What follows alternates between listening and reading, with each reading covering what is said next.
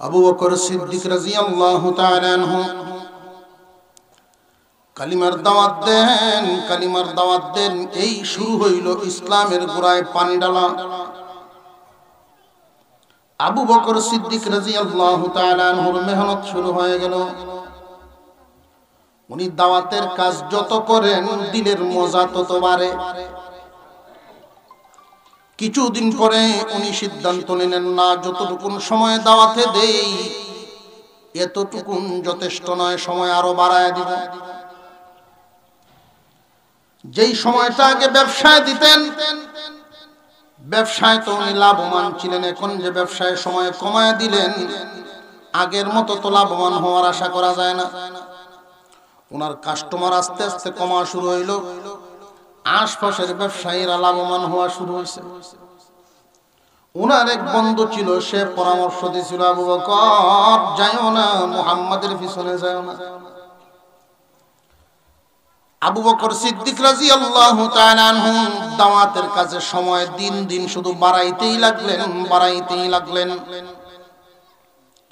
নতুন মুসলমান যারা ইসলাম গ্রহণ করেন, ওই নতুন মুসলমানরা অনেক সময় মুশরিকদের বাড়িতে যদি কাজ করে, তারা সারাদিন কাজ করায়, সন্ধ্যাবেলায় মজুরি দেয় না।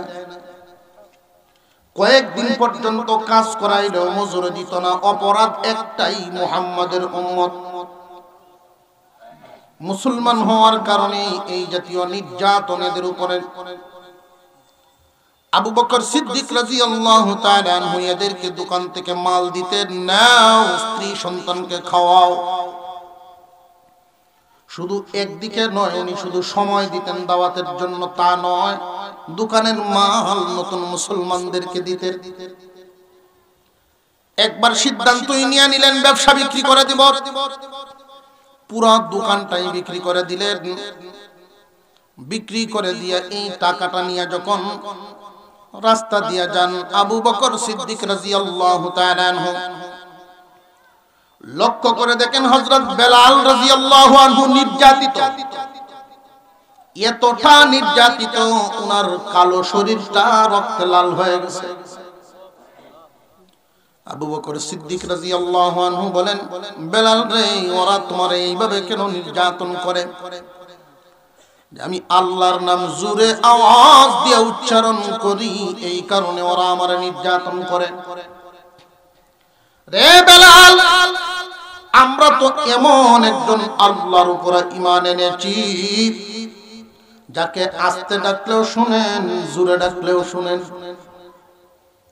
জোরে ডাকলে যেহেতু তোমার উপর নির্যাতন করে, তাহলে আস্তে ডাকো, আল্লাহ তো শুনবেন। এই পরামর্শ দিয়ে উনি চলে গেলেন। যখন ফেরত আসতেছিলেন, আগের চাইতে এত নির্যাতন বাড়ায় দেওয়া হয়েছে। মরুভূমির উত্তপ্ত বালুর মধ্যে শোয়ায় রাখছে আক্রান্ত বডিটা। রে বেলাল, তোমাকে না আমি বললাম আল্লাহর নাম আস্তে নেওয়ার জন্য? বেলাল রাদিয়াল্লাহু আনহু জবাব দেন, আবু বকর, আমি যখন জোরে জোরে আল্লাহর নাম উচ্চারণ করি, ওরা আঘাত করে আমার বডিতে, কিন্তু আল্লাহ শান্তি ঢেলে দেন আমার অন্তরে। আবু বকর সিদ্দিক রাদিয়াল্লাহু আনহু বলেন, তুমি তো গোলাম, কিন্তু সাধারণ গোলাম নও, অনেক দামি গোলাম। এই গোলামের দাম কত বলো তোমরা? তারা সুযোগ বুঝে কয়েক গোলামের দাম চাইয়া বসলো। দোকান বিক্রির তো টাকা আছে ওনার কাছে, নগদ দিয়ে দিলেন। বেলালকে কিনে নিলেন, আজাদ করে দিলেন। আল্লাহর পয়গম্বর এই সংবাদ পায় বলেন, আবু বকর, তোমার এই কাজে যদি আমি মুহাম্মদ শামিল থাকতাম। আক্ষেপ করলেন তিনি। ব্যবসা বাণিজ্য সব কিছু যখন ওনার চলে গেল, মক্কার বাজারের বিভিন্ন ব্যবসায়ীরা বলেন, ও আবু বকর, মুহাম্মাদের পিছনে তুমি শামিল হইয়া ক্ষতিগ্রস্ত হইয়া গেলা, তুমি ক্ষতিগ্রস্ত হইছ, আর আমরা হইছি লাভবান। আমার আগে যেই দোকান ছিল সেই দোকান বেড়ে এখন দ্বিগুণ হইছে, আর তোমার আগে যেটা ছিল সেটা পর্যন্ত চলে গেছে। আবু বকর সিদ্দিক রাদিয়াল্লাহু আনহু মনটা ভীষণ খারাপ হয়ে গেল এদের কথাগুলো শুনি না। বিশ্ব নবী রাহমাতুল লিল আলামিনের কাছে এসে প্রশ্ন করলেন, ইয়া রাসূলুল্লাহ, ইয়া হাবিবাল্লাহ, আপনার পিছনে আমরা যারা আছি, ইসলাম গ্রহণ করার কারণে, ঈমান আনার কারণে আমরা কি ক্ষতিগ্রস্ত নাকি লাভবান? মক্কার মানুষ আমাদেরকে ক্ষতিগ্রস্ত বলে, আপনি এবার বলেন আমরা কি আসলে ক্ষতিগ্রস্ত কিনা? হুজুর সাল্লাল্লাহু আলাইহি ওয়াসাল্লাম নিজের পক্ষ থেকে বলার জন্য তৈরি হয়ে গেলেন। নিজের পক্ষ থেকে বলতে তৈরি হয়ে গেছেন, এমনি শোনা যায় জিবরাইল আলাইহিস সালামের আসার আগমনের আওয়াজ।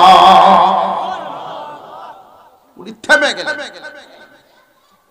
অবশ্যই আল্লাহর পক্ষ থেকে কোনো একটা কথা আসবে। আল্লাহ বুঝাইলেন, দোস্ত আপনি বলবেন না, আমি বলে দিচ্ছি দুনিয়ার কে ক্ষতিগ্রস্ত কে লাভবান। দুনিয়ার মানুষ তাদের বিবেক দিয়ে সেটা বিচার করতে পারে না।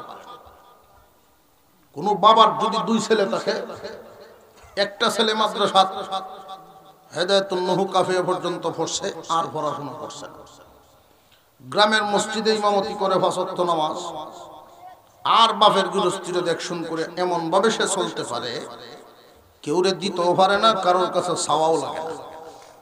তার অবস্থা কি খুব খারাপ না মোটামুটি ভালো? মোটামুটি ভালো। আর আরেক ছেলে বাংলাদেশের লেখাপড়া শেষ করে বিদেশের ডিগ্রি আনছে, তার এমন এক চাকরি হয়েছে 3 লাখ টাকা বেতন, 6 লাখ উফরি উফরি, বুঝছো? জিনে দেয় উফরিটা, বুঝছেন? 3 লাখ বেতন, 6 লাখ আছে উফরি। এই বাপের যদি আপনার এই বাজার কেউ জিগায় যে আপনার ফুতাইনের কি খবর সবর, সুডু ভূত খার কইও না, সুডু ভূত বেটা লালে লাল বাবা শাহজালাল, হ্যাঁ 1 মাসের ইনকাম দিয়ে আমি 3 বার হজ করতাম পারি। এই ভূত সফল, তারে পড়াশোনা করেছিল, কামও লাগছে। আপনার ভূত নামাজ পড়েনি সুট্টায়, আপনি তো দেখছি আগের কাতারের মুসল্লি, কারে নহুনি নামাজের টাইম হইছে, তার পড়বো না। বুঝো যা 2 ভূতের বাপ হইছে, কখনো বাড়লে হইছে না, নামাজ পড়বো না। যে দাড়ি রাখছে পারে না, দাড়ি রাখছে বেটা, যে শেপটা করে একটা ফ্যামিলি চলবো এই করে হইতে। ফুম সে আরো কত কিছু আছে না, ক্রিম কারাম লাগায়। তার বড় ভূত কার কই না, বড়টা এটা বাদ গেছে। এটা যে পড়াইতাম আসলাম মৌলানা বানাইতাম, মৌলানা চলবো না। এখন গ্রামের মসজিদে ইমামতি করে, গৃহস্থী মিরস্থি গরু বছর ভালে চলতেছে, ভালো তো এটা বাদ গেল। সফল হয়েছে বাপের নজরে কোনটা? ছোটটা। আর বিফল গেল বড়টা। তো প্রকৃত পক্ষে আল্লাহর কাছে সফল বড়টা। কথা বুঝে আসতেছে আপনাদের? 2 বন্ধু একসাথে রিক্সা চালানি বাইরে, সকালে ভাড়া রিক্সা শহর লয়ে বাইরে, রাত 8টা পর্যন্ত রিক্সা চালায়। তো জোহর আসর মাগরিব এশা 4 ওয়াক্ত নামাজ আছে না, একটা নামাজি আর একটা বেনামাজি। তো এই দুইটায় যখন রিক্সা বন্ধ করে বাসায় আসে, তাদের ইনকাম হিসাব করে, যেটা নামাজ না পড়ে রিক্সা চালাইছে, 4 ওয়াক্ত নামাজ না পড়ার কারণে 1 ঘন্টা সময় সে বেশি হয়েছে। আর নামাজি বন্ধু 1 ঘন্টা রিক্সা চালানোর কারণে 1 ঘন্টা সময় নামাজ পড়ছে 4 ওয়াক্ত, 1 ঘন্টা রিক্সা চালানো কমে গেছে। তো 1 ঘন্টা তো সে রিক্সা বেশি চালাইছে বেনামাজি, তার 100 টাকা ইনকাম বেশি হয়েছে। হ্যাঁ রইল 800, এর হইছে 700। তো বেনামাজি দেখো তুই আরো নামাজ পড়ো গিয়া, তুই কি আরো নামাজ পড়, আমার হমান হইবে কেমনে? কথা বুঝে আসতেছে? তো নামাজি বন্ধু তারে বুঝতে, শোন আমি আখিরাতের ডিউটি ঠিক রাখিয়া, আমি আল্লাহর হুকুম ঠিক রাখিয়া 700 কামাইছি, আর তুই শুধু দুনিয়া 800 কামাইছস, তোর আখিরাত তো পুরাটাই বাতিল। কথা বুঝে আসতেছে? আমাদের যে বিচার, আমাদের যে হিসাব নিকাশ, এগুলো আমরা মিলাই সঠিকভাবে বিবেক কাটায় মিলাই না, দুনিয়ার রঙে চোখগুলোকে রঙায় মিলাই, উভয় জাহানের হিসাব মিলাই না। এই কারণে কে ক্ষতিগ্রস্ত কে লাভবান এই সঠিক হিসাবটা আমরা বের করতে পারি না। আল্লাহ পাক বলেন ওয়াল আসরি ইন্নাল ইনসানা লাফি খুসর ইল্লাল্লাযীনা আমানু ওয়া আমিলুস সালিহাতি ওয়া তাওয়াসাউ বিল হাক্কি ওয়া তাওয়াসাউ বিস সাবর। আল্লাহ বলেন আসরের কসম। আসর বলতে এখানে একটা সময় বোঝানো হয়েছে, কাল। মুফাসসিরিনে কেরাম বলেন কালটা কতটুকু সময় নির্ধারণ করা হয়েছে। আদম আলাইহিস সালাম থেকে নিয়ে কিয়ামত পর্যন্ত পুরাটাই একটা সময়। আদম থেকে নিয়ে কিয়ামত পর্যন্ত পুরাটাই একটা সময়। পুরা সময়ের কসমকে আল্লাহ বলেন ওয়াল আসর, আসরের কসম। আল্লাহ কসমকে, কসম তো আমরাও খাই, মাঝে খাই না? কেউ মাটির উপরে কারো খায়, আমি মরা মাটির উপরে কারো কসম খাইতেছি। ইন্না লিল্লাহ, মাটি কোন দিন মরলো। কেউ কয় আল্লাহর ঘরে মসজিদের কসম খায়, কেউ কোরআন শরীফ লই না। আলেমরা ওরে জিগায় না যে কসম কেমনে খাওয়ান লাগবে, এইটাও জিগায় যেমনি ইচ্ছা। তবে সারাংশ হইল কসম খাওয়ার উদ্দেশ্যটা কথার গুরুত্ব বোঝানো।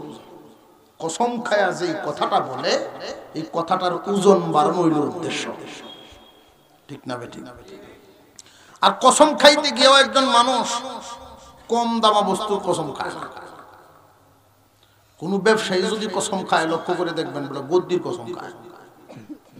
যদি আপনি কোন যে ভাই সাহেব এই কাপড়টা কত, এই কাপড় কি তোমার পছন্দ হচ্ছে? শাড়ি, হ্যাঁ পছন্দ হচ্ছে। এটা আমি রাখছিলাম, এটা আমার বউয়ের লাগিয়ে। তোর যখন পছন্দ হচ্ছে, ব্যবসায়ী কৌশলী কথা, ঢেরার ক্যাপাসিটি আছে। তোমার যখন পছন্দ হয়েছে তো নেও, দাম কত? তোমার লাগে বেটা দামে রাখিব। তোমার সাথে দামের লই আলাপ আছে, বুঝা যায় আপন তালুর গরের ভাই। আচরণটা, আচরণে বোঝা যায়। যদি দেও 1200, ভাই সাহেব 1000 দিলাই, তোর বেটা গদ্দিটা বইয়া কইতাছি 1100 কি নাই। গদ্দির কসম খায়, তার কাছে গদ্দির দাম। যার কাছে যে বস্তুর দাম, এই দামি বস্তুর কসম খায়। জীবনে হুনচুন কেউ জুতার কসম খাইছে? কম দামা বস্তুর কসম কেউ খায় না। মহান আল্লাহ যে বস্তুটার কসম খাইলেন, সময়ের সময়। এই পৃথিবীতে সবচেয়ে দামি বস্তু কি? সময়। এই পৃথিবীতে সবচেয়ে দামি বস্তু সময়। এই সময়কে যে যত বেশি কাজে লাগাবে তার দাম তত বেড়ে যাবে। কোন একজন ব্যবসায়ী যদি সময়ের কাজে লাগায়, অন্য ব্যবসায়ী চাইতে তার উন্নতি হবে। কোন একজন গৃহস্থ যদি সময়ের বেশি কাজে লাগায়, অন্যান্য গৃহস্থের আগে হাওরে যায়, হাওর থেকে অন্যদের পরে আসে। ওই কৃষক অন্যদের তুলনায় বেশি লাভবান হবে। একজন স্টুডেন্ট, একজন তালেবে ইলম সময়কে যদি কাজে লাগায়, অন্যদের তুলনায় সে লাভবান হবে। সময় খুব গুরুত্বপূর্ণ এক সম্পদ। আল্লাহ পাক রব্বুল আলামিন বলেন সময়ের কসম। কতটুকুন সময়? ওয়াক্ত বলতে কোন ওয়াক্ত? আদম আলাইহিস সালাম থেকে নিয়ে কিয়ামত পর্যন্ত পুরাটা সময়ই একটা কাল। এই পুরা সময়টার কসম আল্লাহ কে ফেলছেন ওয়াল আসর, আসরের কসম। পুরা সময় কসমকে আল্লাহ আবার আসর উল্লেখ করলেন, কারণটা কি? এই পুরা সময় বুঝাইতে গিয়ে তিনি আসর উল্লেখ করলেন। এর একটা হিকমতের একটা কারণ, মানুষের জীবন আর আসরের সময়ের একটা মিল আছে। আসরের সময়টা আর মানুষের জীবনটার মধ্যে একটা মিল। কি মিল? যেটা খুব ব্যস্ত সময়। আসরের সময়টা কি অবসর না ব্যস্ত? সাংঘাতিক ব্যস্ত। একজন ব্যবসায়ী দেখবেন সারা দিনে যেই পরিমাণ বেচা কেনা করতে পারে না, এই টাইমে একটু বেশি। ঠিক না ঠিক? আমরা এক মুরব্বী হুজুর আছেন, পীর সাহেব, উনার কাছে এক ব্যবসায়ী মুরিদ এক হুজুর, আসরের নামাজটা হয়তো জোহরের সাথে পড়া গেলেন আমার দেলাই, আর নইলে মাগরিবের সাথে দেওয়া, এই টাইমটা তো বেচা কেনা লাগে। ওরা ফেজ রসুনের ব্যবসা করে, ফেজ রসুন কাঁচামরিচ ইত্যাদি ব্যবসা করে। এই বেটা এই কথা বলতেছে, হুজুর আসরের নামাজটার টাইমটা একটু, এই সময় বেচা কিনাটা দুম পরে হুজুর কিভাবে উঠতে যায়। হুজুর খুব আমোদি মানুষ আছেন, তোর যদি এই সময় বাথরুমে ধরে, যদি তোর এই সময় বাথরুমে ধরে কি হবে, করতে তো যাও নিল উঠে। এই টাইমটা খুব ব্যবসায়ীদের জন্য ব্যস্ত সময়।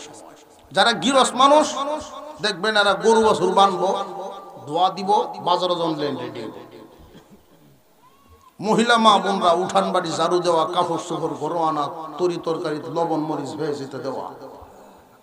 আর ইয়ং জেনারেশন ফুলাফান যারা বেড আর বেল বললে দৌড়ে, ব্যাট বল, সকলের জন্য এই টাইমটা কি অবসর না ব্যস্ত? ব্যস্ততার ফাঁক দিয়ে আসরের টাইম কোন দিকে চলে যায় খবর নেই। এমন একটা সময় ছিল আমাদের আয়নার সামনে দাঁড়াইলে মুখে কোনো পশম ছিল না। দুনিয়ার মোহ মায়ায় পড়ে, ব্যস্ততায় পড়ে কোন দিকে যায় সময় চলে গেল, দাঁড়িয়ে আইসা গেল, খবর নেই। এই দাড়িগুলো আস্তে আস্তে সাদা হয়ে যাবে, অনেকের সাদা হয়েও গেছে, খবর নেই কোন দিকে সময়টা কাটাইলো, হিসাব মিলাতে পারবে না। আসরের সময় যেইভাবে খুব দ্রুত পাড়ি দিয়ে চলে যায়, মাগরিব হয়ে যায়, এইভাবেই তোমারও সন্ধান নেমে আসবে। আল্লাহ পাক রব্বুল আলামিন ইঙ্গিত করে বুঝায় দিলেন, এই পুরা কাল পুরা সময়টার কসম উল্লেখ করলেন আসরের নাম, ইঙ্গিত করলেন এই ওয়াক্তটা যেইভাবে মানুষকে ফাঁকি দিয়ে চলিয়া যায়, তোমার জীবনটাও এইভাবেই ফাঁকি দিয়ে চলে যাবে। ওয়াল আসরি ইন্নাল ইনসানা লাফি খুসর। আল্লাহ পাক রব্বুল আলামিন বলেন, মানব জাতি কান পেতে শুনে রাখো, দুনিয়ার সব মানুষই ক্ষতিগ্রস্ত, মানব জাতিটাই ক্ষতিগ্রস্ত। তারা এমন ভাবে মোহ মায়ায় পাগল হয়ে যায়, শুধু আবু বকরকে ক্ষতিগ্রস্ত বলে তারা ভুল করতেছে। শুধু আবু বকরকে কেন? মক্কার মানুষ তো শুধু আবু বকরকে ক্ষতিগ্রস্ত বলে, আর আমি আল্লাহ বলি সমস্ত মানুষ ক্ষতিগ্রস্ত, সমস্ত মানব জাতি ক্ষতিগ্রস্ত হয়ে যাবে। আমি আল্লাহ চারটা গুণ উল্লেখ করলাম, যেই যুগের মানুষ চার গুণে গুণান্বিত হতে পারবে তারা ক্ষতিগ্রস্ত নয়, বাকিরা সব ক্ষতিগ্রস্ত। আদম আলাইহিস সালাম থেকে নিয়ে কিয়ামত পর্যন্ত, নূহ আলাইহিস সালামের জামানার যেই মানুষের কাছে চার গুণ ছিল ওই মানুষ সফল, বাকি সব ক্ষতিগ্রস্ত। ইব্রাহিম আলাইহিস সালামের জামানার যেই মানুষের কাছে এই গুণগুলো ছিল তারা লাভবান, বাকিরা ক্ষতিগ্রস্ত। মুসা আলাইহিস সালামের জামানার যেই মানুষগুলো এই গুণগুলো হাসিল করতে পেরেছে তারা লাভবান, বাকিরা সব ক্ষতিগ্রস্ত। ঈসা আলাইহিস সালামের জামানার চার গুণওয়ালারা লাভবান, বাকি সব ক্ষতিগ্রস্ত। মুহাম্মদ সাল্লাল্লাহু আলাইহি ওয়াসাল্লামের উম্মতের মধ্যে চার গুণওয়ালারা লাভবান, তারা ক্ষতিগ্রস্ত নয়, বাকি সব ক্ষতিগ্রস্ত। বিল্ডিং বানাইবা, বিল্ডিং এর সাথে এটার সম্পর্ক নাই। আল্লাহ পাক রব্বুল আলামিন বলেন চারটা গুণ যার মধ্যে থাকবে সেই লাভবান, সে ক্ষতিগ্রস্ত নয়। আল্লাহ বলেন ইন্নাল ইনসানা লাফি খুসর, সমস্ত মানব জাতি ক্ষতিগ্রস্ত। সময় যে চলে যায় টেরই পায় না, খবরই রাখে না। কেমনে টের পাবে? আইসক্রিমের মতো তুমি কাজে লাগাইলেও যাইবো, কাজে না লাগাইলেও ফুটা ফুটা করে পড়েই যাবে। আল্লাহ যে হায়াতটা দিয়ে আমাদেরকে দুনিয়ায় পাঠাইছেন, ওই হায়াতকে যদি আপনি কাজে লাগান, যেইভাবে শেষ হবে কাজে না লাগাইলেও কিন্তু সেভাবেই শেষ হয়ে যাবে। খবর নেই আস্তে আস্তে যে শেষ হয়ে যাচ্ছে, খবর নাই কোন দিকে আমরা হারায়া যাচ্ছি, কুস খবরই রাখি না। এই জন্য একখান হাদিস আপনাদের সামনে তিলাওয়াত করেছি। বিশ্ব নবী রাহমাতুল লিল আলামিন বর্ণনা করেন, ইগতানিম খামসান ক্বাবলা খামসিন শাবাবাকা ক্বাবলা হারামিক। পাঁচটা জিনিসকে গনিমত মনে করবা, পাঁচটা জিনিস আসার আগে। এক নাম্বার, যৌবন কালকে গনিমত মনে করো বুড়া হওয়ার আগে। বার্ধক্য তোমার সামনে আসার আগে যৌবন কালকে গনিমত মনে করো।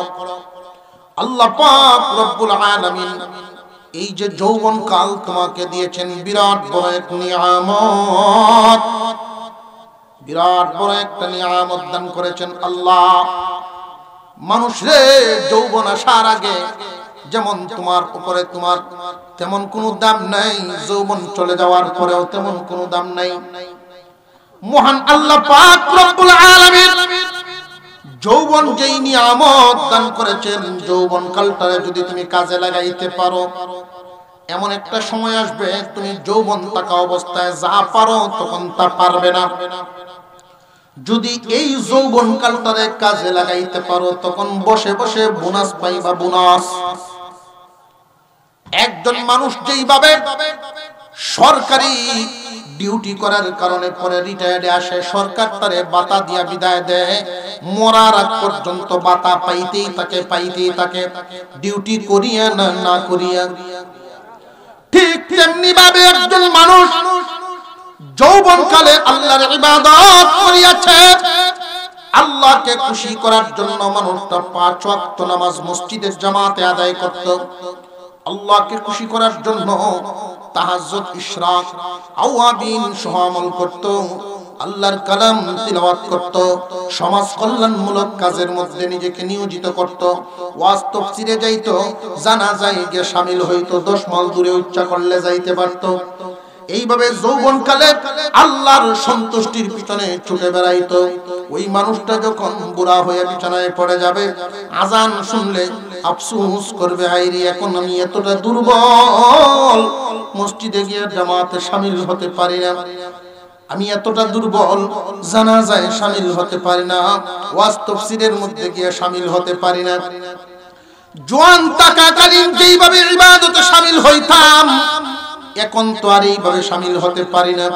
আল্লাহ রাব্বুল আলামিন তখন ফেরেশতাদেরকে ডাক দিয়ে বলেন, ফেরেশতারা আমার বান্দার আমল নামায় নেকি লিখার কলমটা থামায়ো না, থামায়ো না, মরার আগ পর্যন্ত যৌবনকালের মতো লিখা যাও। বান্দাকে আমি বুড়া বানাইছি, বান্দা তো বুড়া হয় নাই। কেউই ইচ্ছা করে কি বুড়া হইতো চায়?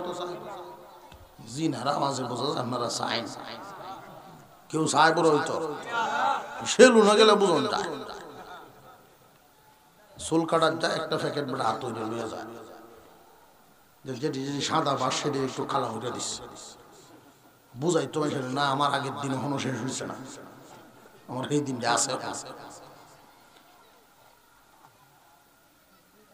এই যে ওয়াজ করা হয়, এই যে বুঝানো হয়, দাড়ি রাখে না, চামড়া কুচ হয়ে উঠতেছে, এরপরেও দাড়ি রাখতেছে। শেরু নলায় কয়েছে আজি আল্লাহ রাখলেন আর কত বেটা, শেরু নলায় বেটা করতেছে। এই যে কামানি আমি ছোটবেলা থেকে কামাইছিলাম বেটা, আপনার ওখানে আমি বুড়ো উঠতেছে, আপনি ওখানে কামানি চাচ্ছেন না, এরকম একটা কামাই নেয়া প্রত্যেক এলাকার 2-4টা আছে এরকম কামাই নেয়া। আমি তোর একটি হাতে মুখ কামাই, তোর কি তৈছে? চাচা আপনার একটা মুখের সাথে আমি 2টা মুখ কামাইতাম পারি, কারণ সাম্রাজ্যের ঢিল হয়েছে টানা দেয় ধরে কামানি লাগে।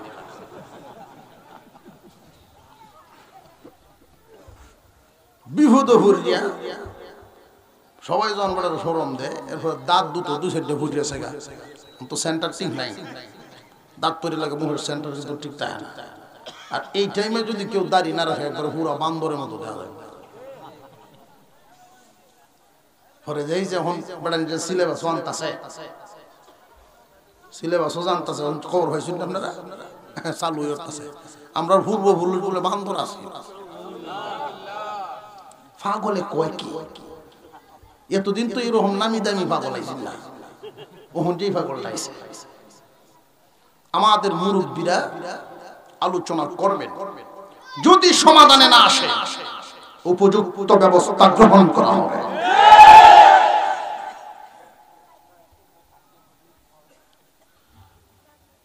সময়কে কাজে লাগাও, যৌবন কালকে গনিমত মনে করো, বার্ধক্য আসার আগে। গনাকা কাবলা ফাকরিক, দনিত্যকে কাজে লাগাও ফকিরি আসার আগে। ধন সম্পদ নিজে কি কষ্ট করলে কামানি যায় না, আল্লাহর দয়া লাগে। যদি কষ্ট করলেই সম্পদ আইতো, এমন মানুষও আছে দেখবেন সারাদিন কাপড় হয় না, সারাদিন কাপড়টা হয় না, কিন্তু সম্পদ তো হয় না। আর এমন মানুষও আছে কলমের গোতা দিয়ে দুনিয়া আছে না, কলমের গোতা মাসের বেতন হয় 3 লাখ, দুনিয়া হইতো না। আল্লাহ বলেন দনিত্যকে গনিমত মনে করো ফকিরি আসার আগে। গনিমত মানে কি, কাজে লাগাও। হজ ফরজ হয়ে গেছে তোমার, হজ করে ফেলো। বাহানা দেখাইবা না যে ছেলে বাকি রইছে বিয়ার, মেয়ে বাকি রইছে বিয়ার, তো বাহানা অনেকই দেখায়, দেখায়নি না, দেখায় না, বাহানা দেখায়। এই বাহানা লইয়া তুমি বইয়া তাই কোনা, কারণ এই মাল তোমার কাছে এখন আছে, কখন যেন চলে যায় তুমি জানো না। নদীর পার ভাঙ্গে ওপার করে, এই তো নদীর খেলা। সকাল বেলার ধনী তুমি ফকির সন্ধ্যা বেলা। কিভাবে সম্ভব? 5 সাল 10 সাল সম্পদ বাপে হয়ে গেছে, এটা ইচ্ছা করলে কি একদিনে শেষ হয়ে দেব? 1 বছরে শেষ হয়ে যাবো, মনে বুঝে না, এটা মনে মানে না। তো আমি একটা উদাহরণ দিই, দেখেন আপনার বুঝ হয় কিনা। আল্লাহ ইচ্ছা করলে 1 বছরে হিরুকে জিরো বানাতে পারেন। কয়েক কোটি টাকা লোন উঠায়া ব্যাংক থেকে, গার্মেন্টস ফ্যাক্টরি দিছে বেশ কয়েকটা, কিস্তিও দেয়, ফ্যাক্টরিও চালায়, লাভবান। সে মনে করতেছে যেই পরিমাণ টাকা আমার হইতেছে, এই টাকা শেষ হবার, ল্যান্ড প্রপার্টি অনেক কিনছে, জায়গা জমি। হঠাৎ করে একদিন বিদ্যুতের সংযোগে ঝামেলা হইয়া আগুন লাগিয়া 1000 কয়েক ফ্যাক্টরি শেষ। যে পরিমাণ লোক ক্ষতিগ্রস্ত হয়েছে, এগুলোর ভর্তুকি দেওয়ার জন্য সরকার তাকে চাপ দিচ্ছে, এদের ক্ষতিগ্রস্ত তুমি খেয়াল করো। ব্যাংকগুলো তো তাকে সহজে ছাড় দিবে না, প্রপার্টি বিক্রি করে হলেও পরিশোধ করবে। 6 মাসের ভিতরে এরকম এক মুসিবত ছিল। পরের 6 মাসে এই যে আগুন লাগজিন মুসিবত হচ্ছে, তার বড় ছেলে যেটা, এটা মনের দুঃখে মদ গায়। দুঃখ দূর হরণ লাগে বলে, নিশা হলে বলে দুঃখ দূর হয়, এরকম এক কথা। বিড়িকা মাথাটা গরম হয়েছে, বিড়ি খাইতেছে, মাথা গরম হয়েছে, তুই আরো আগুন খাইতেছ, তো পানিটা হেঁটে মদ গা। 6 মাস পরে হেঁটে মদ খুব হইয়া ঝগড়া লাগিয়ে করিয়াছে এক মার্ডার মামলার আসামি, একটা ভোট, ফাঁসির রায়। বাদী পক্ষ প্রস্তাব দিল, যদি এই পরিমাণ জমা জমি আমাদের নামে লিখে দাও, মামলা উঠায় নেব। বাপে সিদ্ধান্ত নেয়, আমার হুদ যদি বাচ্চা থাকে, পরের 2 চাকরি হইলেও খেতাম, আর যদি হুতে না থাকে সম্পত্তি কিনা হতাম। দিয়া দিল, হুদ বাঁচাইলো, মামলা শেষ হলো। কতদিন লাগলো এই পাহাড় পরিমাণ সম্পদ চাইতে? 1 বছর শেষ। আল্লাহ নিলে নিতে পারেন, নিতে পারেন না? ইগতানিম খামসান ক্বাবলা খামসিন শাবাবাকা ক্বাবলা হারামিক সিহহাতাকা ক্বাবলা সাকমিক। সুস্থতাকে গনিমত মনে করো অসুস্থ হওয়ার আগে। সুস্থতা কত বড় নিয়ামত! অসুস্থ না হইলে বোঝা যায় না সুস্থতা কত বড় নিয়ামত। 20 কোটি টাকার মালিক কিন্তু দুইটা চোখ নাই, কি লাভ হইল? 100 কোটি টাকার মালিক দুইটা কিডনি নাই, কি লাভ হইল? সুস্থতা কত বড় নিয়ামত, অসুস্থ যে সে বুঝে। সুস্থতাকে গনিমত মনে করো। অসুস্থ হওয়ার আগে অনেক মানুষ নিজে নিজে অসুস্থ হয়। অনেক মানুষ নিজে নিজে অসুস্থ হয়। সিগারেট খাইতে খাইতে ফুসফুসটা নষ্ট হয়ে যাচ্ছে। ঠিক আল্লাহ করছে না? হ্যাঁ করছে। বিমা কাসাবাত আইদিন নাস। এমন কিছু নিষিদ্ধ খাবার খায় যেগুলো কোরআন হাদিসে অনুমতি দেয় না। মাথা মস্তিষ্ক বডি তুমি অনিয়ম চলাফেরার কারণে তুমি তোমার সুস্থতাকে নষ্ট করো না, বিনষ্ট করে দিও না। 1 নাম্বার ধনিত্বকে, 1 নম্বরে যৌবনকালকে গনিমত মনে করো বার্ধক্য আসার আগে। 2 নাম্বার সুস্থতাকে গনিমত মনে করো অসুস্থ হওয়ার আগে। 3 নাম্বার ধনিত্বকে গনিমত মনে করো ফকিরি আসার আগে, গরিবি আসার আগে। হজ এখন ফরজ, পরবর্তীর জন্য অপেক্ষা করিও না, হজ করে ফেলো। যদি রে ভাই মাল হাত ছাড়া হয়ে যায় তখন তো গরিব হয়ে যাইবা, হজ করতে পারবা না। কিন্তু ধনী তো এক সময় ছিলা, এই হজ না করার বোঝা লইয়া কবরে যাইতে হবে। আমরা আবার কিছু লোক এরকম আছে যারা চিন্তা ভাবনা করে না, বাহাদুরির গফও করে। আমরা হজ করিয়া আর ব্যবসার গতি বইতাম না, হজ করিয়া আর গৃহস্থী দিলাম না, ক্ষেতের আইলো ভরা যেতাম না, হজ করিয়া আইসা কোনো কাজও লামতাম না, রাজনীতি দিলাম না।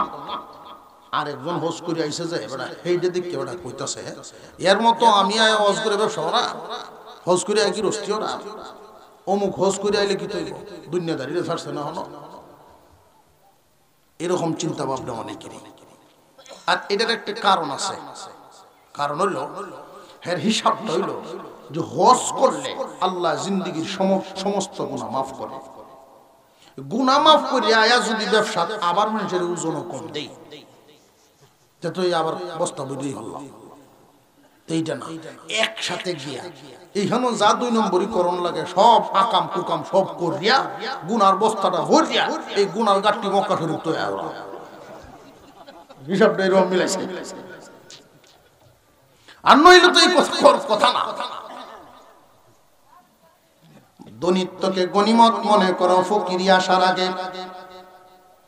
ফারাগাকা ক্বাবলা শুগলি, অবসর সময়কে কাজে লাগাও ব্যস্ত হওয়ার আগে। ওয়া হায়াতাকা ক্বাবলা মাউতিক, হায়াতকে গনিমত মনে করো মওত সামনে আসার আগে। মুসলমান ইমানদার ভাইরা আমার, আল্লাহ পাক রব্বুল আলামিন কসমকে বলেন ওয়াল আসরি ইন্নাল ইনসানা লাফি খুসর। আসরের কসম, কালের কসম, সময়ের কসম। মানব জাতি ক্ষতিগ্রস্ত, মানব জাতি বিফল। ইল্লাল্লাযীনা আমানু ওয়া আমিলুস সালিহাত ওয়া তাওয়াসাউ বিল হাক্কি ওয়া তাওয়াসাউ বিস সাবর। কিন্তু তারা নয় যারা 4 গুণের অধিকারী। 1 নাম্বার ইল্লাল্লাযীনা আমানু, যারা ঈমান এনেছে। যারা ঈমান এনেছে নাকি ঈমান পেয়েছে? ঈমান কি ভাবার জিনিস না আনার জিনিস? আমরা তো মনে করি যে আব্বা ঈমানদার, আম্মু ঈমানদার। বাপের সূত্রে, বংশীয় সূত্রে যদি ঈমানদার হওয়া যায় তো নূহ পয়গম্বরের ছেলে কেনান হতো। ঈমান আনা লাগে। আল্লাহ পাক রব্বুল আলামিন বলেন যারা ঈমান এনেছে, এক নাম্বার গুণ। দুই নাম্বার, ঈমান এনে বসে থাকলেই চলবে না, ওয়ামিলুস সালিহাত, নেক আমল করে, নেক আমল করে, নেক আমল করছে, এটা একদিন দুই দিন নয়, ভালো কাজ সারা জীবন করতে হবে। নেক আমল করে ভালো কাজ, অর্থাৎ এক নম্বরে ভালো কাজের মধ্যে এক নম্বরে হলো নামাজ। অর্থাৎ আল্লাহ পাক রব্বুল আলামিন যা নিষেধ করেছেন এইগুলো থেকে বেঁচে থাকা হলো এক নম্বর ভালো কাজ। দুই নম্বর, আল্লাহ যা আদেশ করেছেন এগুলো পালন করা। মহান মাওলা কারীম যা হারাম করেছেন এইগুলোর দ্বারে কাছে যাব না, যা আদেশ করেছেন এইগুলো আমরা ছাড়ব না। ফরজ ওয়াজিব সুন্নাত মুআক্কাদার উপরে জোর আমল বাড়ায়া দিব। মহান আল্লাহ পাক রব্বুল আলামিন বলেন লাভবান তো ওই ব্যক্তি, ক্ষতিগ্রস্ত থেকে বাঁচতে পারবে চার গুণের অধিকারী যারা। এক নাম্বার ঈমানদার। ঈমানদার আমরা এখানে যারা আছি কারা কারা ঈমানদার একটু দেখতাম? নারায়ে তাকবীর। হাত নামান।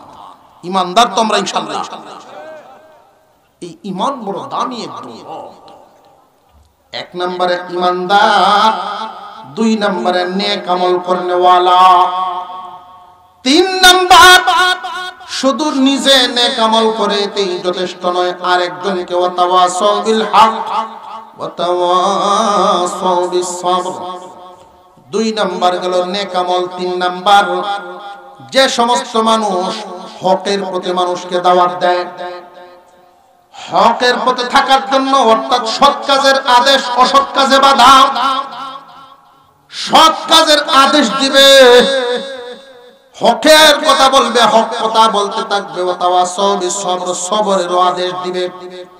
মুফাসসিরিনে কেরাম বলেন এইখানে সবরের কথাটা আল্লাহ লাস্টে বলে দিলেন।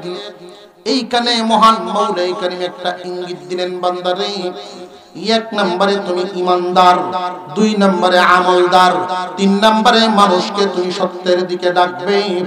তখন জানিয়া রাখবা বৃষ্টির মতো বলা মুসিবত তোমার দিকে আসতে পারে, তখন সবরের উপরে ধৈর্য ধরিয়া থাকবা।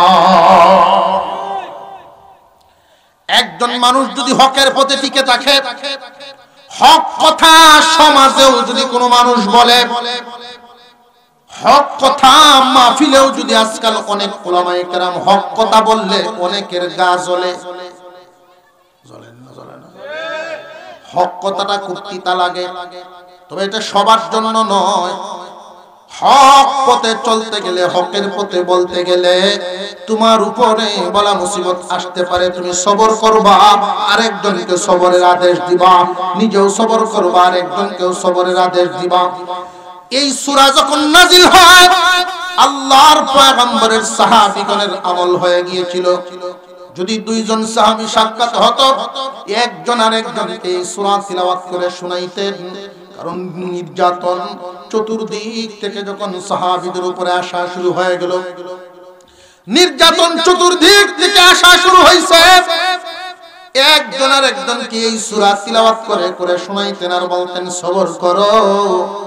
আল্লাহ পাক রব্বুল আলামিন তো আদেশ দিয়েছেন চার গুণের অধিকারী যারা হবে তারাই সফল, বাকিরা সব বিফল। এই দুনিয়ার জমিনে, দুনিয়ার মোহ মায়ায় তুমি চিন্তা ভাবনা করতে পারো যে সফল তো ওরা, সফল তো ওরা, বিল্ডিং এর মালিক সে মনে হয় সফল, একজনের টিনের ঘর আর একজনের বিল্ডিং, টিনের ঘরওয়ালায় মনে করবো বিল্ডিং ওয়ালা সফল, একজন ইনকাম করে 50,000 আর একজনে 1 লাখ, 50,000 ওয়ালায় মনে করবো 1 লাখ ওয়ালায় মনে হয় সফল। না না, আল্লাহ পাক দুনিয়ার মালামালের সাথে সফলতার মাপ কাটি দেন নাই। ওই মক্কার মানুষগুলো আপনারা মা বিশ্ব নবীর সাহাবীদের এই জাতের কথাটাই বলিয়াছিল যে তোমরা ক্ষতিগ্রস্ত, আমরা হইলাম লাভবান।